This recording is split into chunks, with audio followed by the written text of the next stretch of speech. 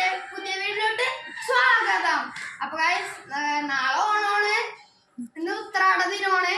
അപ്പൊ ഇത്ര നാളെ വീടിടാഞ്ഞത് പല പല സാഹചര്യം കൊണ്ട് ഇടാൻ പറ്റിയില്ല. അവിടെ നമ്മൾ ഇന്നിട്ടിരിക്കുന്നു. ഈ പൂക്കൾ ഇച്ചിരി വലുതാണ് ഗൈസ്. അപ്പൊ ഇതാണ് ഞാൻ ഇട്ട പൂക്കളം. ഞാൻ ചേച്ചിയും കൂടി ഇട്ട പൂക്കളമാണിത്.